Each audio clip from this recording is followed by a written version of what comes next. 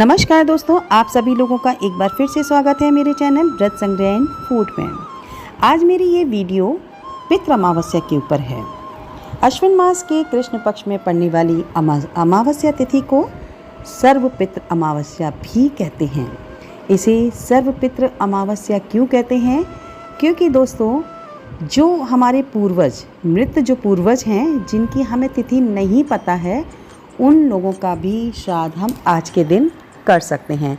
चाहे वो स्त्री हो चाहे पुरुष हो, उन सभी का श्राद्ध हम आज के दिन कर सकते हैं। या आप किसी कारणवश उस तिथि पर उनका श्राद्ध नहीं कर पाए हैं तो आप सर्वपितृ अमावस्या वाले दिन उनका श्राद्ध कर सकते हैं। आज मैं अपनी इस वीडियो में ये भी बताऊंगी आपको कि हमें ऐसे क्या क्या उपाय करने चाहिए जो पितृ दोष होता है कई लोगों की कुंडली में, तो वो समाप्त हो सके और हमारे पितृ हमारे ऊपर अपनी कृपा बरसाएं और हमसे प्रसन्न होकर के जाएं। उनका रास्ता हम किस तरह से प्रशस्त करें, तो वो सारी जानकारी आज मैं आपको अपनी इस वीडियो में देने वाली। तो शुरू से लेकर एंड तक ज़रूर आप मेरी वीडियो को ध्यानपूर्वक सुनिएगा।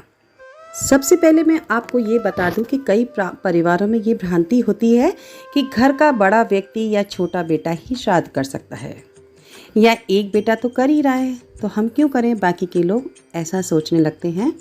लेकिन ऐसा नहीं होना चाहिए। यदि सभी बेटे अलग अलग रहते हैं और सक्षम हैं तो सभी को अपने पूर्वजों के लिए श्रद्धा भाव से श्राद्ध अवश्य ही करना चाहिए। एक साथ यदि परिवार में सामूहिक तौर पर रहते हैं तो फिर सबको एक साथ मिलकर ही सामूहिक तौर पर श्राद्ध करना चाहिए। इस दिन सुबह जल्दी उठें, प्रातःकाल उठकर सूर्य नारायण को दक्षिण की तरफ मुंह कर करके पितरों के लिए आपको जल चढ़ाना है। जो कि सूर्य की तरफ आप दक्षिण में मुंह करके जल चढ़ाएंगे तो वो पितरों के लिए समर्पित होता है। और उस दिन मोक्ष प्रदान करने वाले भगवान विष्णु हैं, उनकी भी पूजा अवश्य करनी चाहिए। और पितरों के निमित्त जो भी सात्विक भोजन आप बनाते हैं, उस भोजन को गाय, कुत्ते, कौवे, भिखारी के लिए भी निकाल सकते हैं। इस तरह से आपको उनके लिए खाना निकालना है।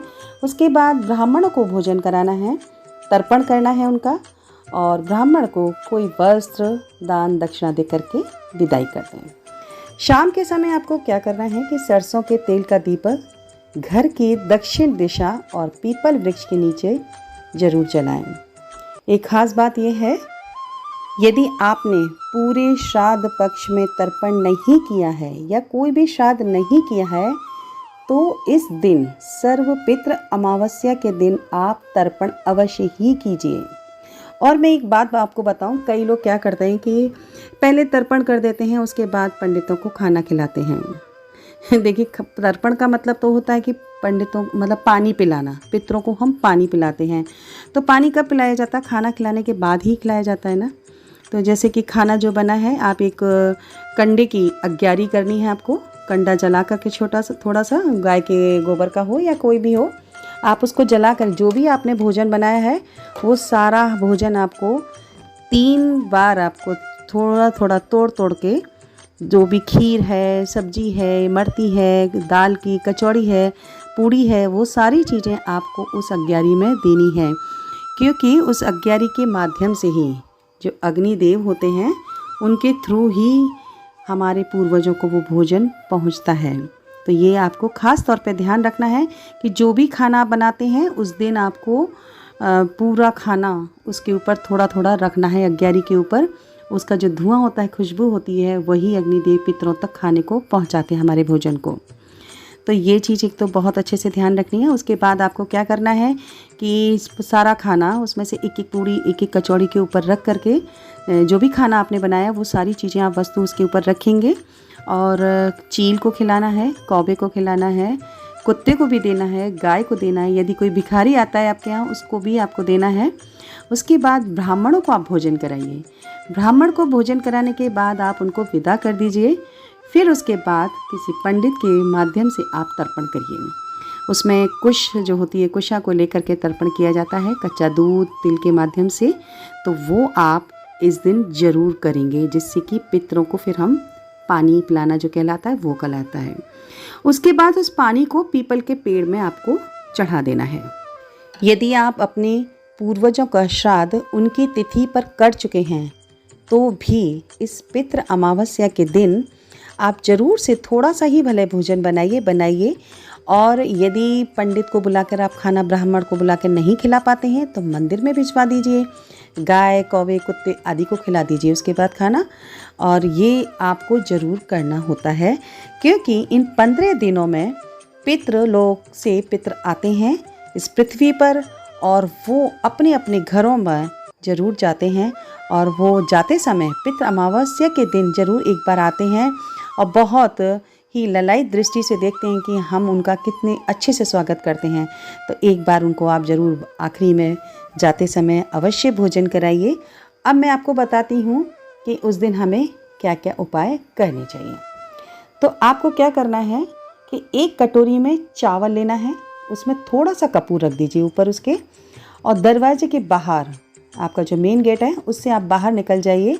बाहर जाकर के उसको अपने दरवाजे की जो दाहिनी दक्षिण दिशा है उसकी ओर रखना है। दक्षिण दिशा की ओर उस कटोरी को रखेंगे, उस कपूर को आप जला दीजिए।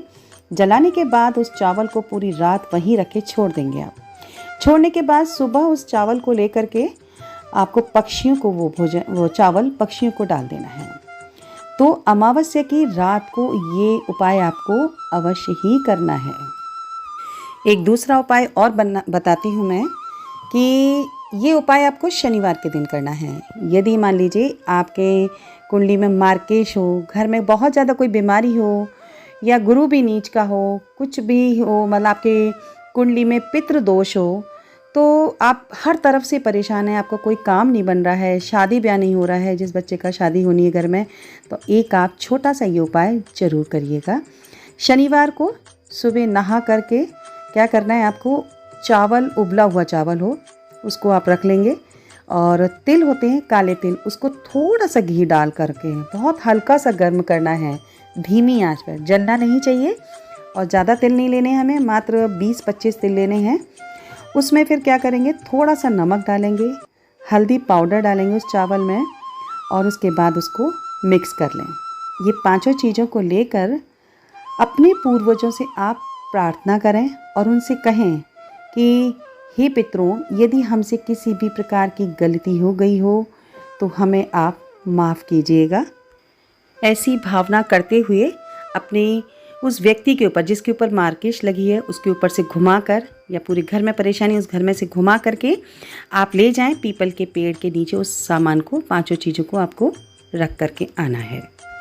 पितृ अमावस्या के दिन एक और ख़ास उपाय आप कर सकते हैं, बहुत छोटा सा है। काले तिल होते हैं वो नहाने के पानी में आप डाल लें और उसके बाद उससे स्नान करें। पानी की जो आप किचन में पानी रखते हैं, एक और ये उपाय है, रसोई में जहाँ आपका पानी का बर्तन भर के रखा जाता है, मटका हो या कोई भी बाल्टी हो, उस तरह पतीला हो, उसके पास आप एक दीपक ज़रूर जलाएं। लेकिन उस दीपक को लंबी वाली बाती में जलानी है आपको, उस दीपक में अंदर रख करके, और उसका मुँह जो है, बाती का मुख दक्षिण दिशा की ओर होना चाहिए। देखिए, पितरों का जो स्थान है वो क्या है, बैकुंठ और पितृलोक। तो जब पितृलोक से पितृ हमारे यहाँ पृथ्वी पर आते हैं और अब अमावस्या के दिन उनकी विदाई का दिन होता है, तो जितने अच्छे से हमने उनका स्वागत किया था उतने ही अच्छी तरीके से हमें उनकी विदाई करनी है। तो विदाई किस तरह से करें वो मैं आपको देखिए बताती हूँ। उसमें एक बहुत अच्छा छोटा सा खास उपाय है, आराम से उसको करिए। क्या करना है कि थोड़ा सा आपको आटा गूंथना है। आटा कितना गूंथना है, जिसमें कि उतना ही आटा गूंथिएगा जिससे कि 2 बड़े बड़े दिए बन जाएंगे, और 2 छोटी छोटी मोटी सी रोटी आपको बनानी है। उस रोटी को बेलना नहीं है, आटे की जो लोई बनाएंगे उसको हाथ से ही दबाना है, और दबा के गरम करके तवा रख कर उसके ऊपर उस रोटी को रख देंगे। तो नीचे से जो सिक जाएगा पार्ट, उसके बाद ऊपर से हल्का सा सेका है, उसे हमें पलट के नहीं सेकना है। और उसको क्या करना है, हमें उसके ऊपर जो हमने दिया बनाया है वो दिया हम रखेंगे। अब एक बड़ी सी प्लेट लेंगे, उसमें उन दोनों रोटी को रख देंगे और उसके ऊपर हम दीपक रख देंगे।